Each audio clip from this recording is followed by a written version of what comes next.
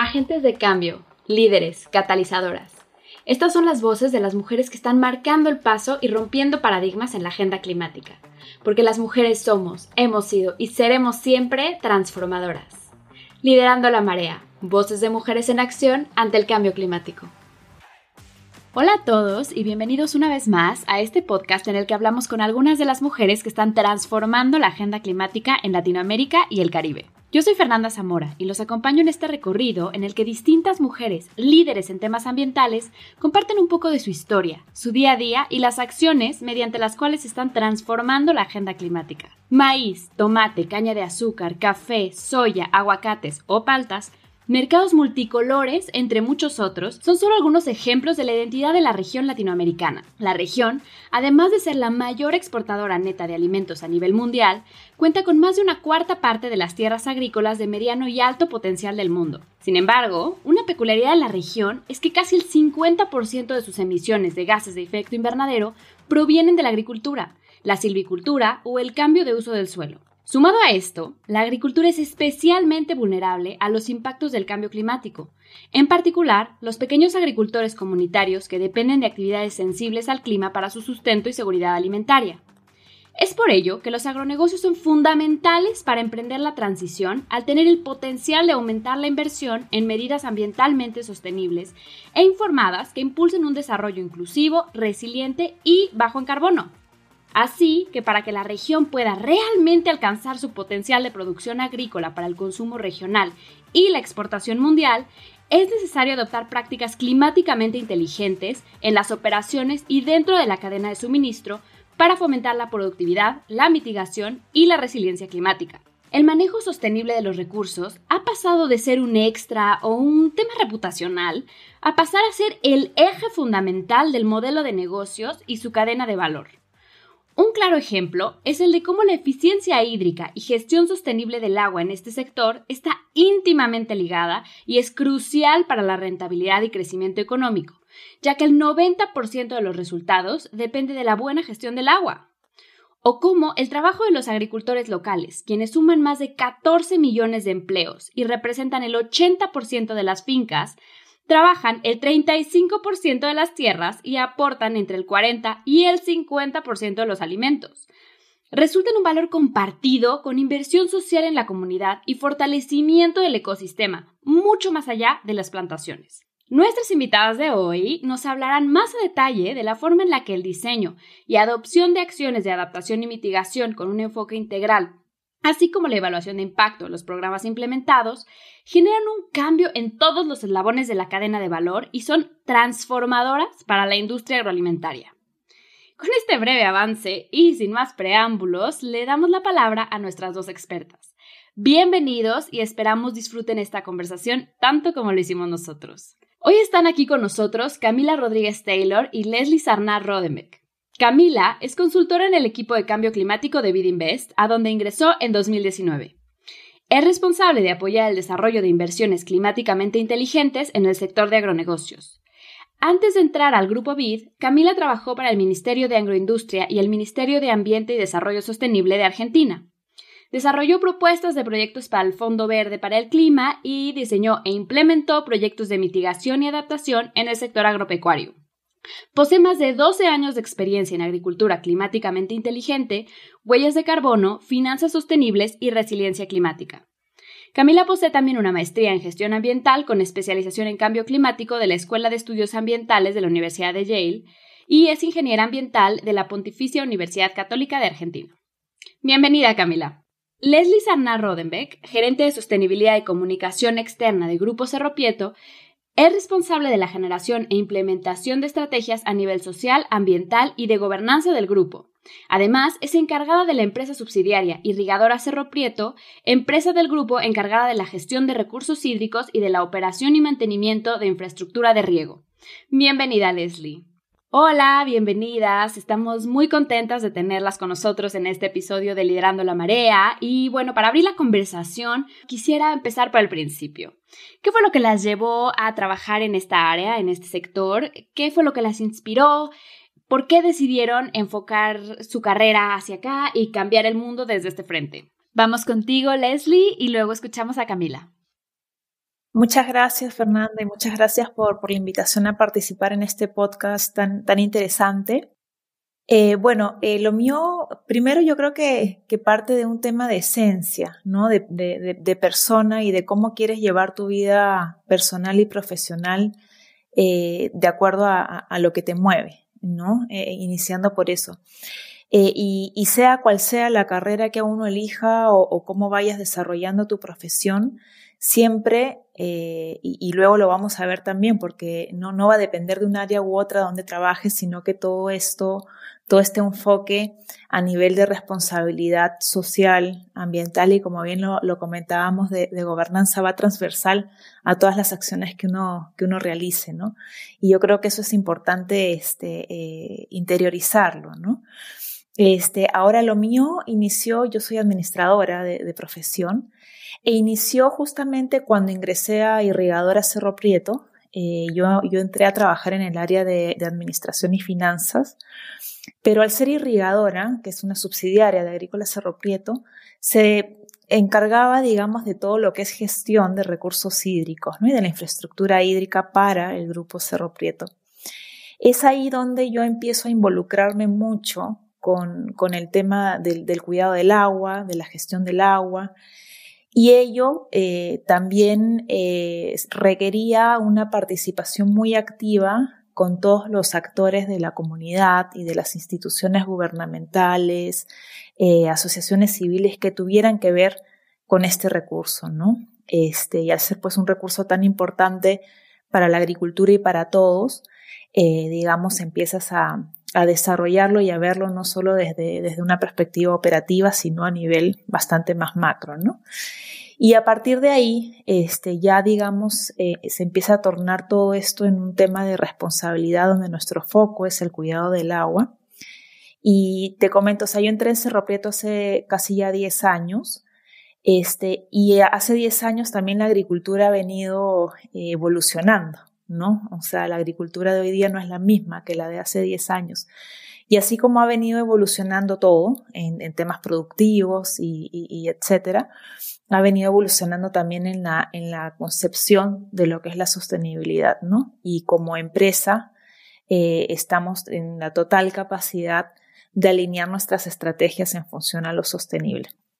Entonces nace desde el cuidado del agua y desde cómo la empresa poquito a poco también fue creciendo y evolucionando y se fueron pues enmarcando todas estas necesidades también de ambientales y de otra índole sociales también, ¿no? Dentro de nuestra estrategia.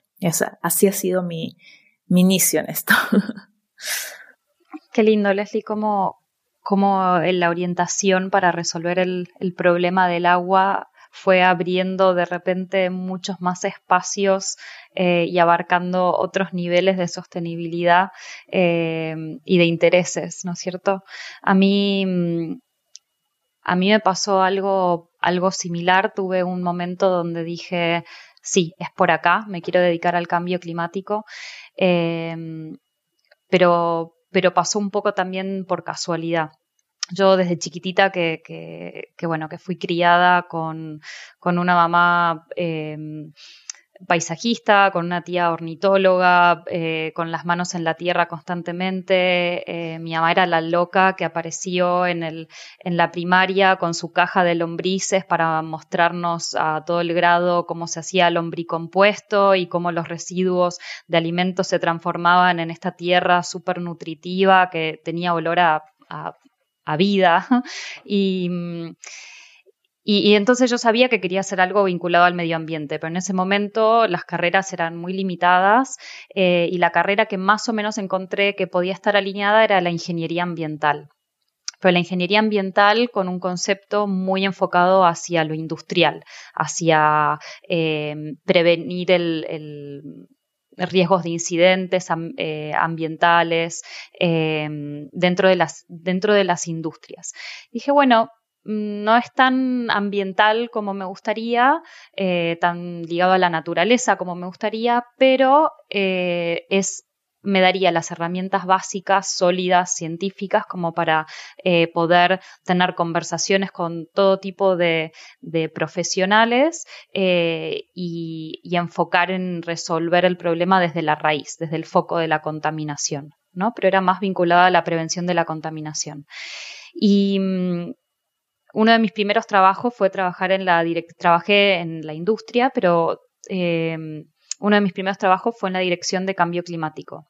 Y ahí se me abrió este paraguas inmenso de decir, o sea, hay profesionales específicos para cambio climático. Y ahí se me abrió un mundo. Y dije, este es el lugar para mí. Podía trabajar desde la parte más científica, técnica, en temas de mitigación de energías renovables, y después también podía trabajar en temas más sociales de adaptación al cambio climático, enfocándome en comunidades vulnerables. Había todo tipo de aspectos de niveles en un problema tan complejo y abarcativo, con también temas de desigualdad, de inequidad, de justicia. Entonces ahí me quedé, y a partir de ahí trabajé en ONGs, seguí trabajando en el sector público, me enfoqué en agro, trabajando en el Ministerio de Agroindustria con proyectos para el Fondo Verde para el Clima. Después trabajé también en el sector privado y ahora me encuentro en el BidInvest, pero muy, muy apasionada por haber encontrado que se puede virar y seguir encontrando el rumbo dentro del mismo paraguas de tratar de apoyar o contribuir a este problema tan complejo. Perfecto, mil gracias por compartirnos estas primeras experiencias y por mostrarnos cómo han ido evolucionando sus caminos, aun cuando siempre tuvieron la sostenibilidad como tema transversal. Entonces, entrando de lleno al tema, quisiera preguntarles hoy por qué creen que es importante para la industria agrícola adoptar un enfoque sostenible y resiliente. ¿Cuáles son las áreas de oportunidad que identifican en estos casos? Bueno, por un lado, creo yo, y como mencionaste tú, Fernanda, al principio de la grabación, casi el 50% de las emisiones de gas de efecto invernadero provienen pues de estas actividades como la agricultura y todas aquellas que refieran al cambio de uso de suelo, ¿no? Por otro lado, si no es más del 70% del agua dulce del planeta está destinada a la agricultura. Entonces, claro, es cierto que influimos directamente en la explotación de los recursos naturales, pero por otro lado tenemos un gran desafío a nivel mundial, ¿no? Cada vez es más la creciente demanda de alimentos por una población que cada vez está en mayor crecimiento, y así como un mayor crecimiento de la población, también hay un mayor índice de hambre y de desnutrición, ¿no? Sobre los cuales luchamos a nivel mundial día a día también contra eso. Entonces, acá no se trata de algo que no puedas, o sea, que dejes de hacer, porque no puedes dejar de hacer, ¿no? Entonces, requerimos implementar una agricultura sostenible que garantice la seguridad alimentaria mundial, ¿no? Pero al mismo tiempo se protejan todos los servicios ecosistémicos que tengan que ver o que dependan de la agricultura, ¿no? Y creo que ahí está nuestro gran reto. Cómo conciliamos, cómo equilibramos para que no haya una falta de algo tan importante y esencial para el crecimiento humano y para cómo estamos a nivel de población, pero por otro lado, pues que se impacte cada vez menos, ¿no? El gran reto de la agricultura está ahí. Respecto a las áreas de oportunidad, yo creo que son todas, porque digamos, no veo área, o no sé, de repente Camila me pueda decir lo contrario, pero no veo área dentro del sector de agricultura que no sea una oportunidad para adoptar un enfoque sostenible, ¿no? Y resiliente, con toda la contribución, por un lado, que tiene la agricultura en las regiones donde opera, ¿no? Tienes un potencial a nivel social y económico muy importante que desarrollar. Es una generación de empleo y de calidad de vida, ¿no? En las regiones donde operamos, importantísima. Y por otro lado, digamos, todo el potencial existente que existe para la conservación de los suelos, para la protección de la biodiversidad y digamos, todos estos mecanismos o iniciativas que pueden haber en función a la protección del recurso hídrico y del medio ambiente en general, ¿no? Cami, te paso a ti la pregunta también, de repente por ahí me puedes refutar algo, pero o no. A ver, no, creo que lo has dicho perfectamente bien. Creo que me gustaría resaltar uno de los puntos que mencionaste con respecto a la nutrición, ¿no es cierto? Como uno de los argumentos que se ha mantenido por mucho tiempo es que necesitamos alimentar al mundo y con ese argumento perpetuar sistemas productivos de alimentos que no necesariamente están llegando a quienes lo necesitan y con el nivel de nutrición que se necesita. Entonces, me gustó mucho cómo planteaste el tema de la seguridad alimentaria como un eje central y también como algo que tiene que ir de la mano con la preservación de los servicios ecosistémicos. Estoy muy de acuerdo con eso y eso también se traduce a lo que sugiere el IPCC en términos de la transformación del sistema alimentario hacia dónde tendríamos que movernos, ¿no es cierto? Y eso apunta a sistemas productivos que garanticen que no haya deforestación, con lo cual hay ciertas cadenas productivas de ciertos commodities que están asociados muy fuertemente a la deforestación en Latinoamérica, entonces eso va a tener que modificarse y estoy hablando de la carne, de la soja, a veces del cacao, entonces ese tipo de sistemas productivos van a tener que garantizar la cero deforestación y después el IPCC, que es el Panel Intergubernamental de Cambio Climático, que ha marcado hacia dónde tenemos que ir para alcanzar reducir, digamos, mantener el calentamiento global por debajo de los 1.5 grados, o sea, no llegar a superar los 1.5 grados. Dicen, por ejemplo, que tenemos que tener una alimentación más basada en proteínas no animales, ¿no es cierto? Entonces, esto también es una oportunidad que veo en la región para generar esos insumos que abastezcan estas cadenas de nuevos alimentos que no sean tan intensivos en gases de efecto invernadero, en consumo de agua, en generación de residuos, como para hacer más eficiente la producción de nutrición. Y acá es donde entran los modelos agroforestales que producen múltiples alimentos en una misma parcela, en agricultura regenerativa que incrementa el carbono en suelo. Como bien dijiste, este es uno de los recursos que tenemos que preservar con mucha urgencia. Implica también regenerar tierras que hoy en día están degradadas y recuperarlas, incluso, por ejemplo, soluciones basadas en la naturaleza con reforestación y conservación de los bosques, como bien dijiste, para preservar los recursos hídricos, o por ejemplo también comenzar a pensar en la naturaleza como un aliado, incorporando corredores de biodiversidad e incorporando polinizadores que pueden aumentar la productividad y la fertilización de los alimentos, o por ejemplo el uso de barreras de árboles para controlar la erosión, el uso de fertilizantes orgánicos transformando residuos en fertilizantes para poder mejorar la calidad del suelo. Entonces creo que hay mucho por hacer y que hay muchas oportunidades y que definitivamente el sistema agroalimentario se puede transformar en una solución al cambio climático, secuestrando carbono, reforestando, recuperando las tierras degradadas, generando alimento para toda la población y esta creciente población.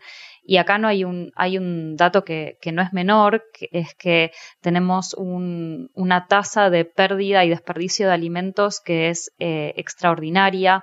1/3 de los alimentos se desperdician y dentro de la región latinoamericana los desperdicios son en la cadena de producción hasta el supermercado. Nosotros, a diferencia de los países desarrollados, tenemos más desperdicios de alimentos en la cadena productiva que desechos de alimentos una vez que, digamos, cuando se pierde el alimento en el supermercado o en el restaurante o en la casa del consumidor.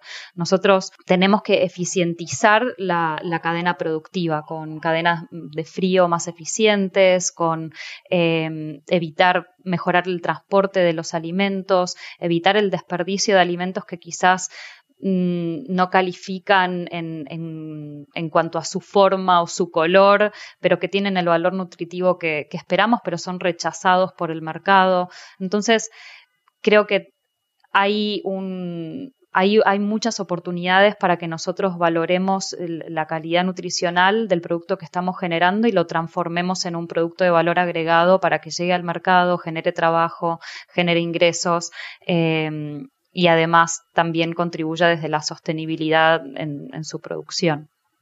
Totalmente, Camila, muchas gracias. Concuerdo también completamente con la importancia de conciliar la seguridad alimentaria con un menor impacto al medio ambiente. Y gracias también por compartirnos algunos ejemplos del potencial enorme para mejorar y optimizar que tiene la industria agroalimentaria. Y ahora, para nuestra siguiente pregunta, me gustaría saber qué lecciones podrían compartirnos a partir de mecanismos o iniciativas climáticamente inteligentes que se hayan implementado en las operaciones o dentro de la cadena de suministro. Gracias, Fernanda. Bueno, sí, efectivamente, cada tanto que pasa el tiempo se van creando e incentivando nuevos mecanismos, iniciativas en la agricultura. En nuestro caso, en particular, puedo destacar dos acciones que hemos realizado que han sido súper favorables. Nosotros estamos en el estudio de la producción de insectos benéficos. El año pasado incrementamos los insectos benéficos en más de un 44%. Y ya más del 75% de las plagas han sido controladas por estos insectos, ¿no? Esto en nuestra sede de La Libertad, entre La Libertad y Lambayeque, en Perú. Digamos, y ya estamos en estudio para alguna pregunta también que mencionaste respecto a cómo conciliar medio ambiente y rentabilidad. Hay acciones como estas que también representan un ahorro económico frente al uso de productos artificiales, ¿no? Entonces, efectivamente es un tema muy, muy bueno y que estamos pensando que contribuye mucho a la protección del medio ambiente, ¿no?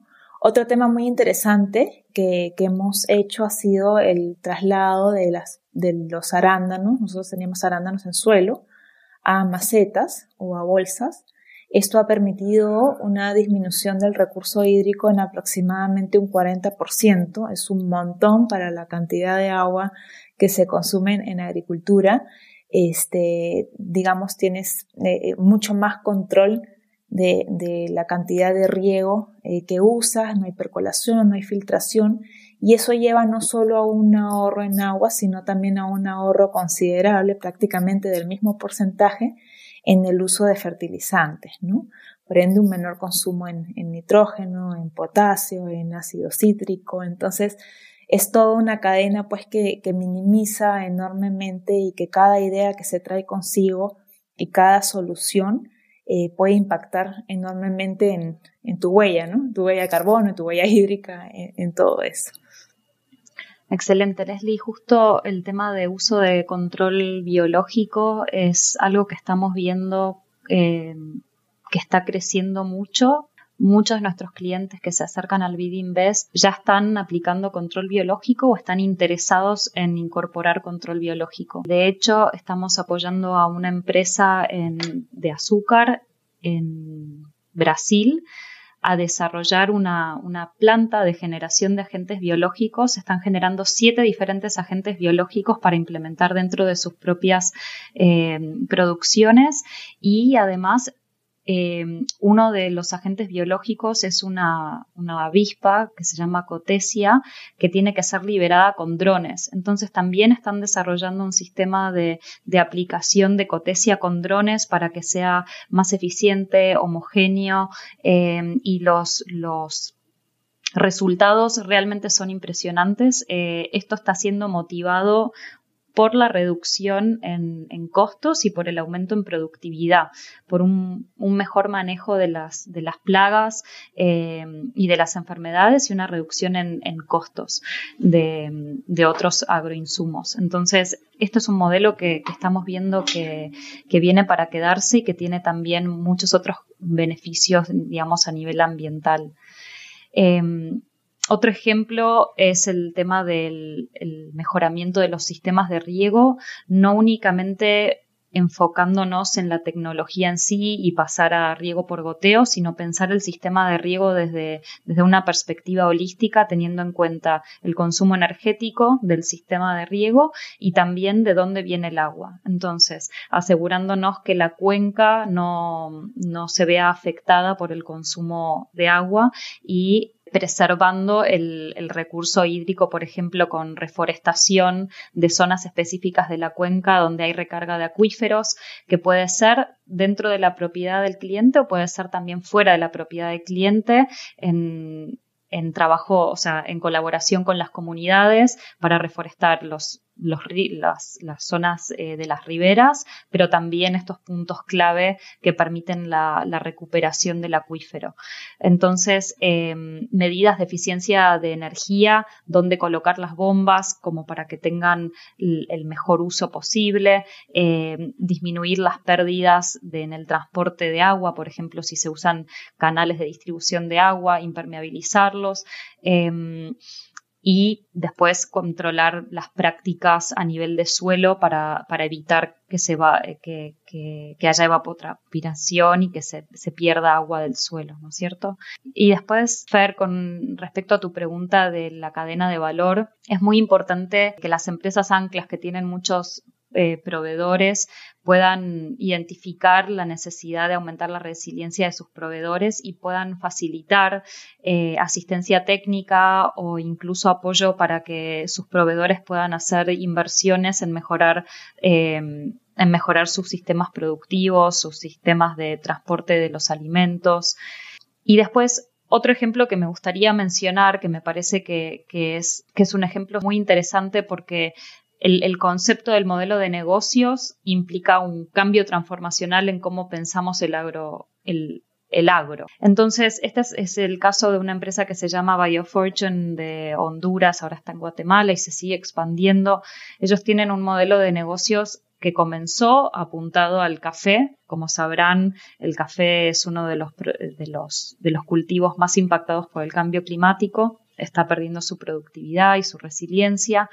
Y además el precio del grano de café está reduciéndose y está muy sujeto a la volatilidad del mercado.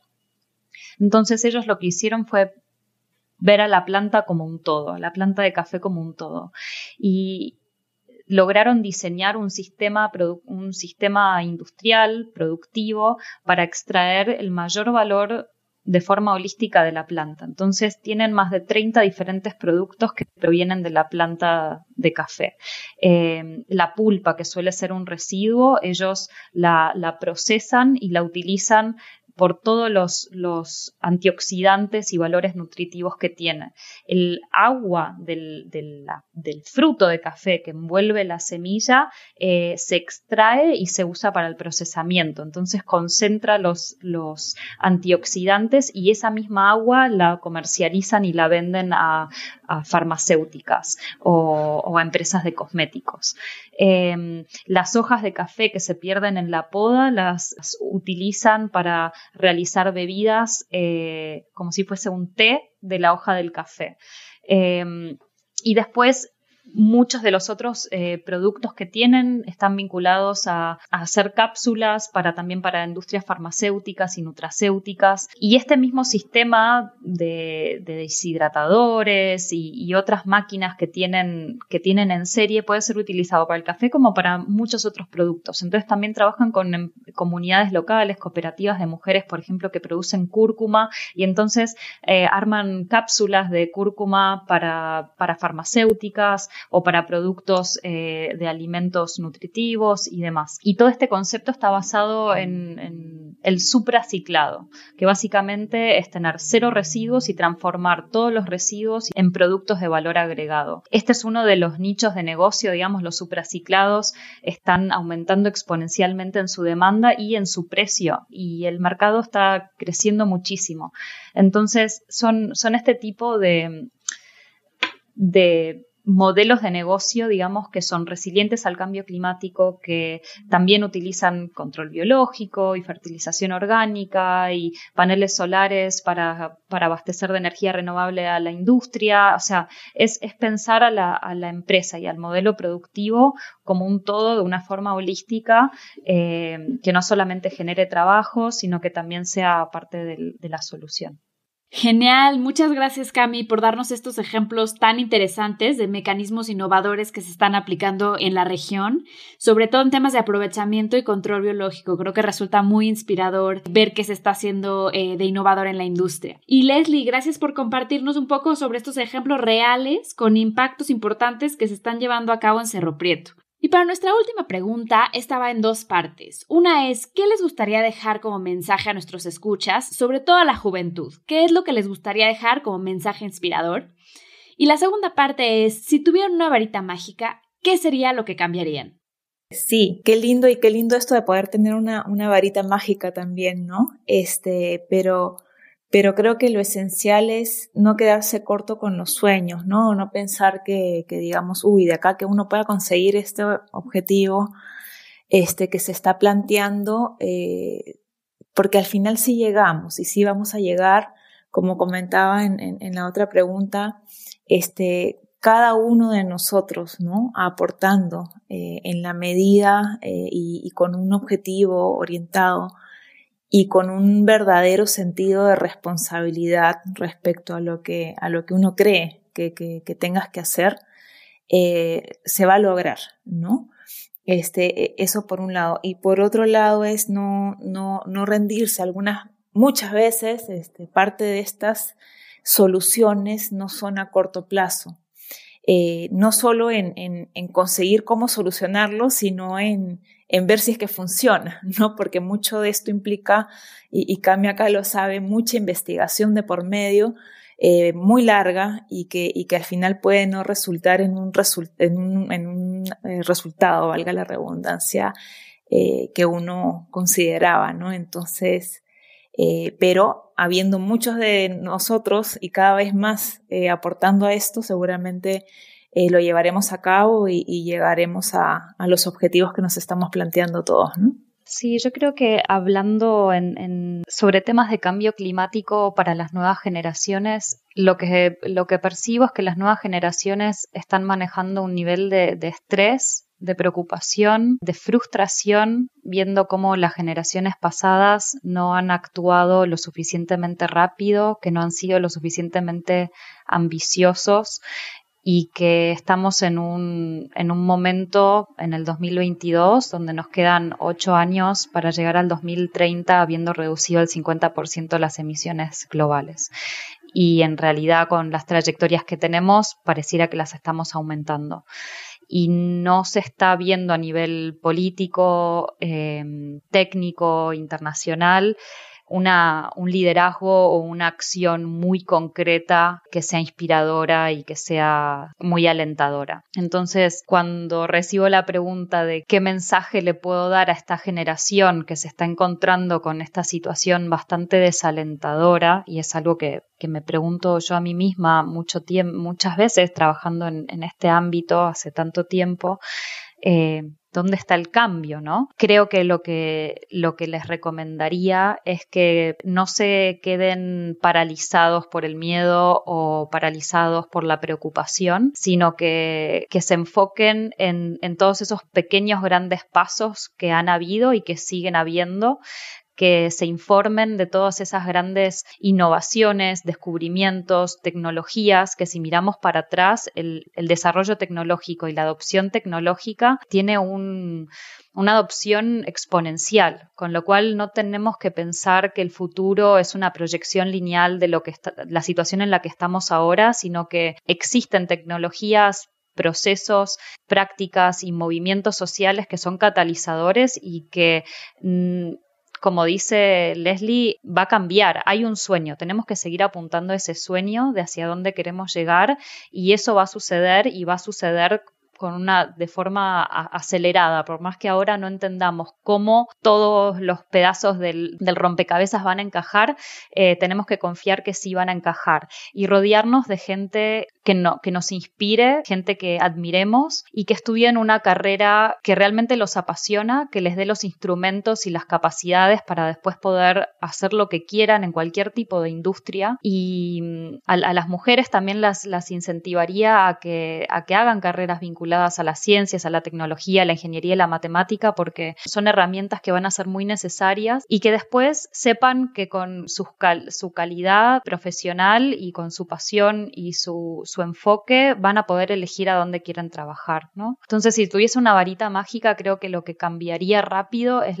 transformaría la resistencia de las generaciones pasadas, y quizás muchas veces hay posiciones jerárquicas tomadas por hombres que están hace muchas décadas en ese trabajo y que ya no tienen esa capacidad de transformación, de evolución, de innovación, de resolver los problemas. O sea, si tuviese una varita mágica, cambiaría toda esa falta de capacidad de transformación y de innovación para poder generar el cambio que necesitamos a futuro, porque es un cambio de actitud el que necesitamos principalmente. La tecnología está, las soluciones están, necesitamos un cambio de actitud.